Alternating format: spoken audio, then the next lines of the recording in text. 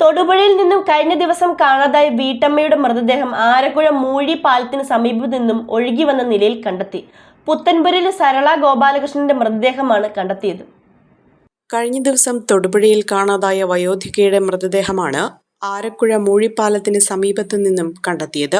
വെങ്ങല്ലൂർ പുത്തൻപുരയ്ക്കൽ സരള ഗോപാലകൃഷ്ണന്റെ മൃതദേഹമാണ് ഇന്ന് രാവിലെ കണ്ടെത്തിയത്. കഴിഞ്ഞ ദിവസം സരളയെ കാണാനില്ലെന്ന് കാണിച്ച് ബന്ധുക്കൾ തൊടുപുഴ പോലീസിൽ പരാതി നൽകിയിരുന്നു. ഇതിന്റെ അടിസ്ഥാനത്തിൽ പോലീസും ബന്ധുക്കളും ഉൾപ്പെടെയുള്ളവർ തെരച്ചിൽ നടത്തുന്നതിനിടയിലാണ് ഇന്ന് രാവിലെ മൃതദേഹം കണ്ടെത്തിയത്. മൂവാറ്റുപുഴയാറിലൂടെ ഒഴുകിവരുന്ന നിലയിലായിരുന്നു മൃതദേഹം. തുടർന്ന് തൊടുപുഴ ഫയർഫോഴ്സും ഈരാറ്റുപേട്ട ആസ്ഥാനമായി പ്രവർത്തിക്കുന്ന ടീം എമർജൻസി കേരള അംഗങ്ങളും ചേർന്നാണ് സരളയുടെ മൃതദേഹം കരയ്ക്കെത്തിച്ചത്.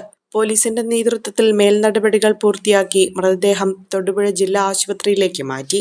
കോതമംഗലം രൂപതയുടെ കീഴിൽ പ്രവർത്തിക്കുന്ന ഉന്നത വിദ്യാഭ്യാസ സ്ഥാപനം Viswajyothi engineering college Vazhakulam autonomous പദവിയുടെ തിളക്കത്തിൽ സാങ്കേതിക വിദ്യാഭ്യാസ രംഗത്ത് നൂറ്റാണ്ടിന്റെ പാരമ്പര്യം, NBA, NAT അക്രഡിറ്റേഷനുകൾ, മൾട്ടിനാഷണൽ കമ്പനികളിലടക്കം മികച്ച പ്ലേസ്മെന്റ്, അന്തർദേശീയ നിലവാരമുള്ള ലാബുകൾ, അക്കാദമിക് എക്സലൻസിനോടൊപ്പം വൈവിധ്യമാർന്ന പാഠ്യേതര പ്രവർത്തനങ്ങൾ, BTech കോഴ്സുകൾ, MBA, ആഗോള തൊഴിൽ സാധ്യതകളുമായി hotel management and catering technology. Silver ജൂബിലിയുടെ നിറവിൽ അക്കാദമിക് മികവിന്റെ 25 വർഷങ്ങൾ പിന്നിടുന്ന വിശ്വജ്യോതിയോടൊപ്പം നിങ്ങളുടെ ഭാവി സുരക്ഷിതമാക്കൂ.